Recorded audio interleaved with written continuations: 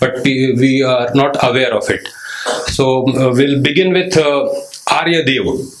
Arya was disciple of Nagarjuna. He came all the way from Sri Lanka to study Nagarjuna.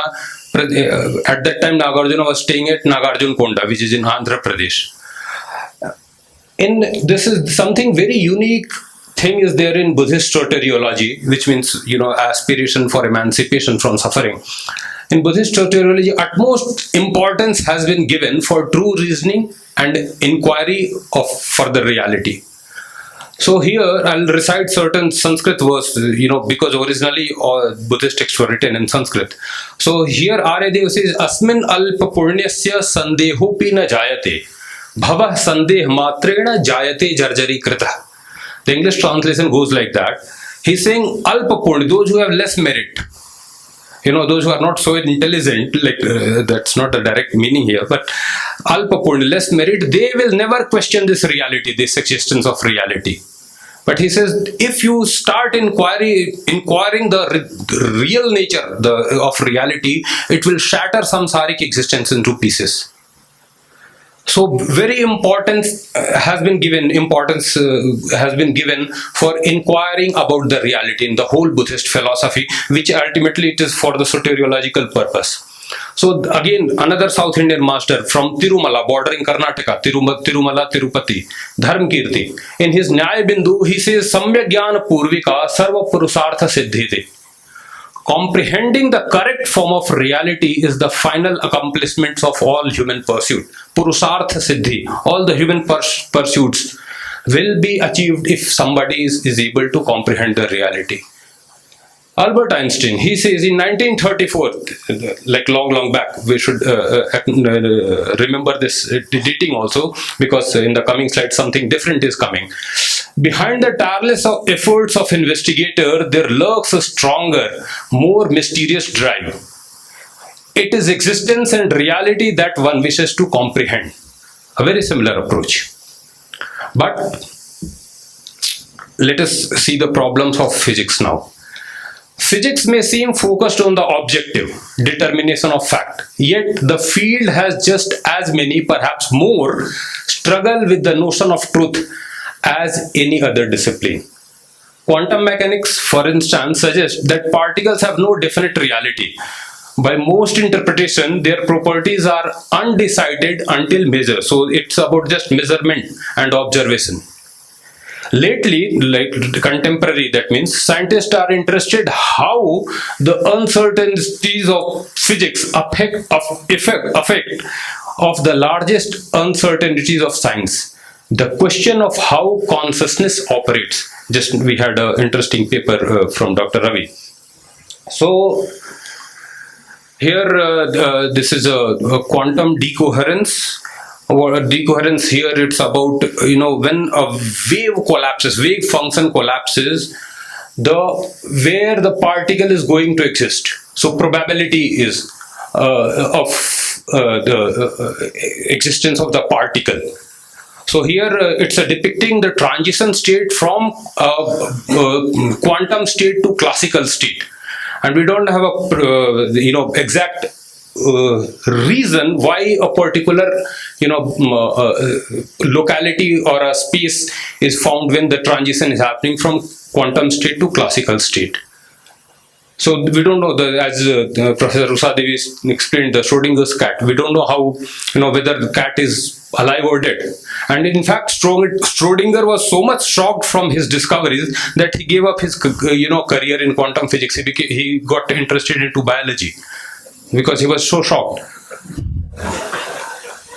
So at contemporary, the scientists are saying, Stephen Hawking, for example, he's saying, I don't demand that a theory corresponds to reality because I don't know what it is. So nowadays, physicists are not actually inquiring for the, what is reality, because it's, giving a shock. Max Planck says, if understanding of quantum physics does not give you profound shock, that means you haven't understood it. So we'll go now how Buddhist philosophy sees the reality. So the very interesting this term technical term, very heavily loaded term, Pratitya Samutpad, theory of interdependent origination. One of the fundamental tenets of be it Theravada, Buddhism, Hinayana, Mahayana, whatever. It's one of the fundamental tenets, which says it's made of separate words. Pratitya Samutpad. Prati is term for in front, something which is in front of you. Pratyaksh, in front of you. Tya is a term for motion. Something is moving, like transition is happening. Sam means together. And Utpad, which means it has another two terms within it. Ut and Pat, arising and disintegrating. So that is Utpad. So it's something which is in front of you, in front of object and subject, the interaction, which is into motion, they are together and something is being produced. So that's the etymological meaning of this technical term, Pratitya Samutpad, which we generally So it's interdependent production set into constant motion. Interdependent means a subject is there, object is there, they're interacting constantly with each other. So we roughly translate it as a dependent origination. So this is the idea. This is I've taken from Prasannapad, which was translated by, authored by, in 9th century by the great Nalanda scholar Chandrakirti. He was from Kanchi, Tamil Nadu. So we have Arya Nagarjuna. In Mahayana philosophy, Nagarjuna discovered all the Pragya Paramita Sutra. We can see a Naga handing over Pragya Paramita Sutra to Arya Nagarjuna. So he says that he equates Pratitya Samutpad with Shunyata. Shunyata is another heavy technical term. He says that Ya Pratitya Samutpada Shunyatam Tam Prakshakshamahe Sa Pragyapti Rupadaya Pratipatsaiva Madhyama. He says that whatever is dependently produced, interdependently produced, that is what I'm calling empty. It's not, emptiness does not mean voidness. It's with interdependent production. So it's very clear. He says Pratitya Samutpad and Shunyata, they are equal. Pratitya Samutpad posits the conventional reality, Shunyata posits ultimate reality. So he says that it's all being conceptually designated. Pragyapti, very important term. Pragyapti means japit hona, that means you cognize, and pra is pradhan, something prime cognizance. So all manifestations happening because of this pragyapti. Conceptual elaboration. How the reality is coming into place. So we go to Acharya Chandrakirti's Madhyamaka Avatar. He says that all phenomenal worlds are being created by the karmic propensity of us, of all sentient being. He says Satyam Loka Athbhajanam Lokam. Chittam eva rachayate ati chitram karmajam hi, very important term, karmajam hi jagatam uktam ashesham. Karma produces this phenomenal world without any reminder. This is what has been said by the Buddha. And once the karmic wind is vanquished, there is neither karma nor the world. So what he is trying to say that subject, object, they are constantly, producing this reality. This also often comes, including in Abhisamaya Alankar and also in Madhyamaka Avatar, that it's a mind-made reality, Manomaya Jagat, mind-made formations. For example, for the butterflies see more color than us. Now scientists don't know what more colors they are seeing, but they have a capacity to know that at least they are seeing something more than us. So it's a species-specific word. Species, right now I was reading one of the prominent neuroscientists who says that actually through the process of evolution, human beings are seeing this reality in certain form. We are not seeing the actual what it is existing actually. Because of our mind is making us to see this reality. That is why we are seeing it like that. So long back, Madhyamaka Avatar as well as Abhisamaya Alankar in 3rd century BC, Acharya Asang from Pakistan, present day Pakistan, from Peshawar, he says that actually the water of Ganga water does not have its own existence. It depending upon the various sentient beings' karmic propensity. It, for example, for ghost beings, it appears as a dry sand. For human beings, it's a water. For devas and devis, it's a nectar. We don't know what he's. We don't have to believe in ghost or what he's trying to say. That it's based on sentient beings' karmic propensity. The actual reality is appearing. So that's the idea. Acharya Chandrakirti further says, Graham vina grahakata viyuktam. Without the apprehended make no sense. They both are empty and not independent. If this is devoid of both, by what it exists, without apprehending it, you cannot say that it really exists. So this also traces it back to the sutra literature. Here Upali Pariprachya Sutra, where Buddha says that the various delightful flower blossom and sparkling golden abode stand alluringly. They have no creator. They are posited by the power of thoughts. Through the power of conceptualization, the word is imputed. So tepi cha sthapit kalpa vashena. So in the dream state, we see the reality and we start having, to believe, a strong belief that our dream state is the real, nature. Similarly, what here Buddha is saying, that we live in a dream sort of reality. It's all. It also comes in the whole tantric literature. For example, here we have a four-faced Heruka, Sri Heruka. So Sri Karam, this is from Hevajra Tantra. Sri Karam Advaya Jnanam, He Karam Hetvadi Shunyata, Ru Karam Apgata Vyuham, Kakaram Nakvachit Sthitam. Which means here that the mind here, actually all these deities have a very important symbolic, meaning in them. So here even the name has symbolic meaning. He is which says He symbolizes the mind which is cause behind all phenomenal manifestation. Ru is the web of conceptualization which we start grasping as a true self of person. Ka is the ultimate reality, which is absence of,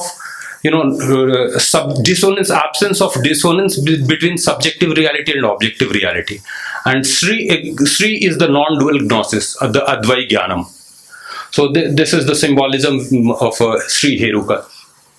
Now, what does this all, idea leads to? We have this I have taken from Professor Christopher Fuchs. I had a very good fortune he was the founder of this idea of cubism. I had a good fortune to interact with him for 2-3 days when I was in Gangtok. So this slide I have taken from him. He is one of the top physicist, contemporary physicist. He says that the sophisticated quantum information experiment, actually the observer or the experimenter, you can see the merging of the subject and object. So that sort of thing is happening in actuality. So this leads to a very, very profound and drastic change in the approach for soteriology. Arya Nagarjuna is in Mool Madhyamik Karika. He says that what is category of nirvana is the category of samsara, and there is not even the finest gap between the two. So here a very important practice. Some of you might be knowing this already. Those who are going to the Rebbe house or the Center for Dharma in Bangalore. Swatma Parivartan, transforming self to other. This is from Bodhicharya Avatar chapter 9, where Acharya Bodhisattva Shanti Dev says, yes, that one, it's a practice called Tonglen, where the self, as we saw that object and subject, they both are affecting each other. So transforming of self to other, Swatma Parivartan, which leads to the selflessness of feeling for the other. So if I'm doing harm to somebody, finally he is extension of myself. If I'm harming the nature or even the inert reality, it's extension of my own being. So finally it is, as you can say, transforming self to the other. So ultimately it's me who is being harmed. So that's the idea. So this led to quite a drastic approach, where Bodhicharya, in Bodhicharya Avatar, Shanti Devi is saying that Sattva Kshetram Jinam Kshetram Ityena Munina Uditam. This Sattva, the sentient being realm, is the realm of, Jina Kshetra, is the Buddha realm. And Etena Aradhya Bhava Satpa Paramo Yatogata. By serving the sentient being realm, one can achieve, transcend the, ocean of samsara. So this led that the ultimate service to the, Buddha or for emancipation is to serve the sentient being. So this was the idea, and finally which it led to this different concept of soteriology. So my time is up, so I'll conclude with this profound prayer, which is also a prayer of daily prayer of His Holiness Dalai Lama, where he says that Akashasya sthiti yavatcha jagatah sthiti tavan mama sthitir bhuyat jagat dukkhani nignata. As long as space remain, as long as sentient being remain, until then may I too remain to dispel the miseries of the world. Thank you.